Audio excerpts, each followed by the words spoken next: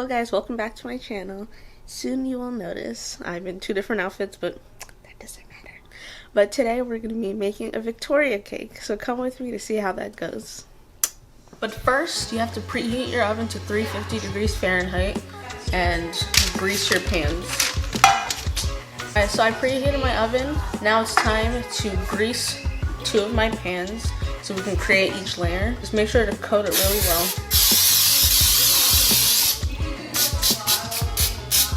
And then I cut out parchment paper to line the bottom so the cake can come out a lot easier.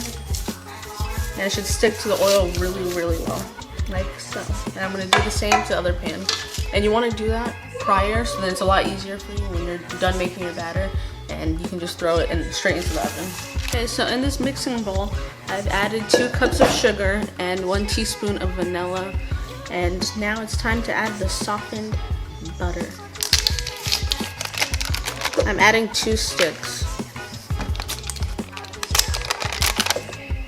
And then we're gonna cream it on the stand mixer for 5 to 8 minutes until it's nice and smooth and fluffy.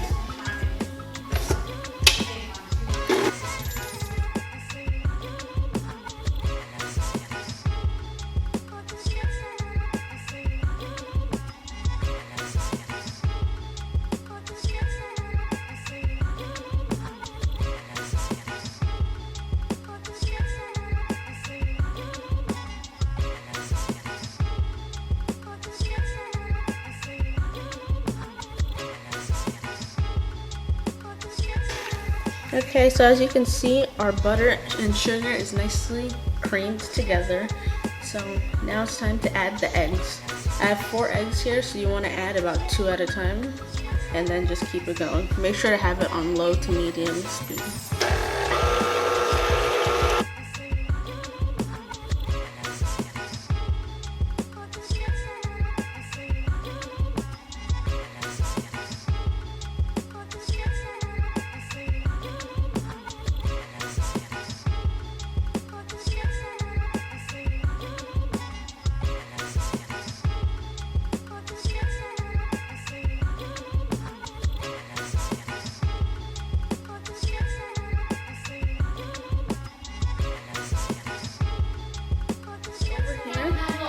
Down here, cameraman, we have our flour, baking soda, and a little bit of salt. I didn't use that much because I couldn't find unsalted butter, so my butter is salted, so you don't need any more. So yeah, I'm gonna add this in. This is 2.5 teaspoons of baking powder, 2.5 cups of flour, and for me, like the teeniest bit of salt. So we're gonna gradually incorporate this into the batter as well.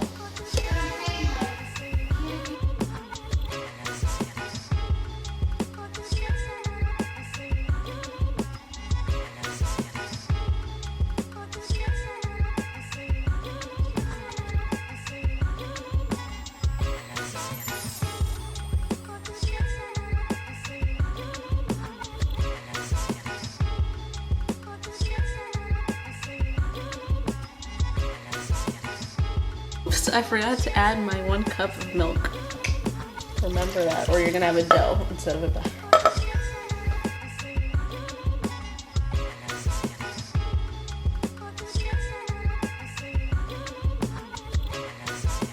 Our batter is now done being made. Look how beautiful.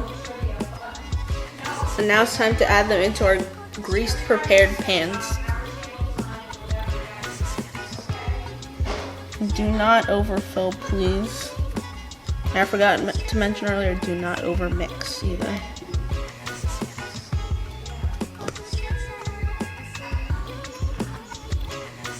Nice, so now that our pans are filled, it's time to level them and to remove the air bubbles. So you can just take a kitchen knife and level it out.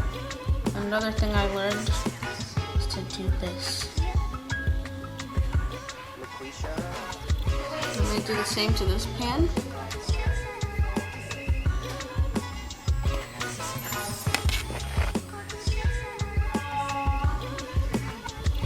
Now you can just tap them to remove those air bubbles. and then put them in the oven for 40 minutes or until a toothpick comes out clean. So in the meantime, while the cakes are baking, it's time to cut up the fruit and macerate them. I like to just slice them so they're nice and flat for the cake when they lay on the whipping cream that we're going to add on.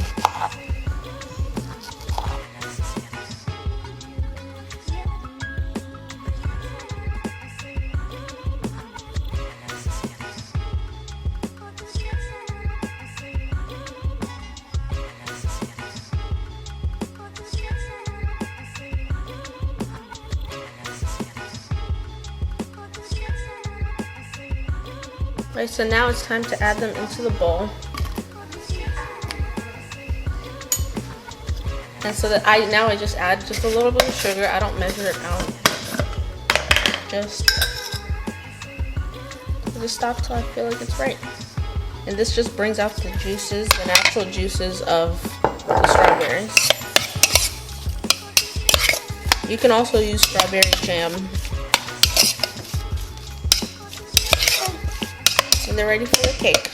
Okay, now I'm back with the cakes and I've transferred them onto cooling racks so they can cool off, so they're nice and cool for the whipped cream we're gonna put on top and the strawberries. I'll be back with that.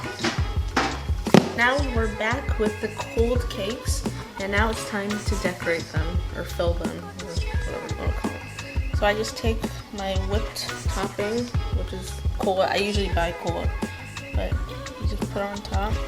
It's very important that the cakes are cold or else this will all just melt off. So I just spread it as evenly as possible.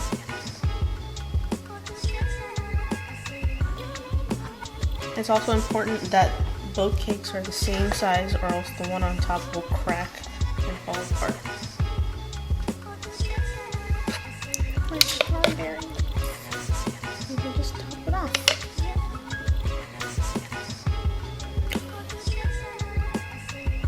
And let it drip.